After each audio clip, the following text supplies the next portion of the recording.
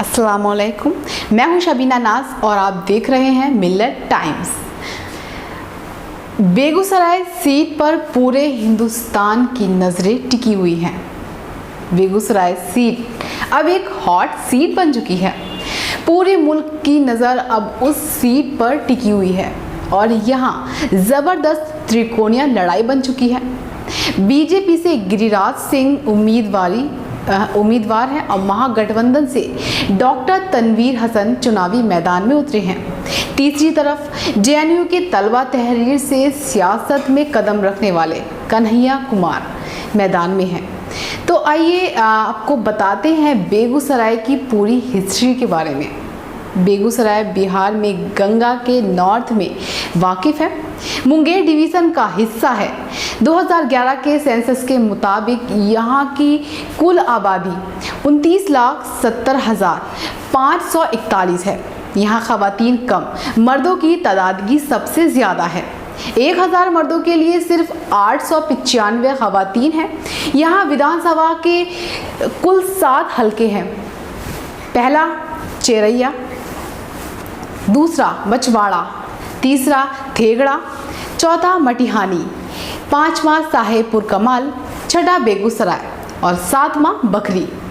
Begusarai Lok Sabha seat से 16 MP मुंतखब हो चुके हैं। पूरी हिस्ट्री में पहली मर्तबा वहाँ 2014 में बीजेपी की जीत हासिल की। इसी तरह पूरी तारीख में पहली मर्तबा 2009 के इंतखाब में जेडीयू के टिकट पर डॉक्टर मुनाजिर हसन ने जीत हासिल की थी। 1952 के इंतखाबात से लेकर 1962 तक कांग्रेस के मथुरा प्रसाद मिश्रा ने जीत हासिल की थी।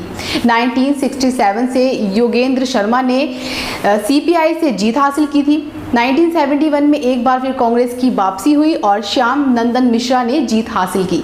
1977 में मिश्रा ने एक बार फिर जनता पार्टी के टिकट पर पहुंचने में कामयाब रहे। 1980, 84 और 91 के इलेक्शन में कांग्रेस के टिकट पर कृष्णा शाही ने जीत का परचम लहराया, जबकि 1989 में जनता दल से ललित विजय को कामयाबी मिली। 1996 में रमेंद्र कुमार ने आजाद उम्मीदवार के तौर पर जीत हासिल की। 1998 में फिर एक बार कांग्रेस को जीत मिली और ये जीत कांग्रेस के लिए आखिरी जीत में तब्दील हो गई।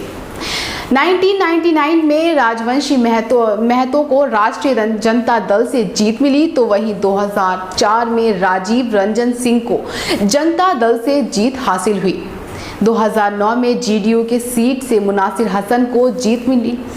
2014 तक डॉक्टर भोला सिंह ने भारतीय जनता पार्टी में जीत का दर्जा हासिल किया। 2019 में बेगूसराय में दिलचस्प लड़ाई हो रही है।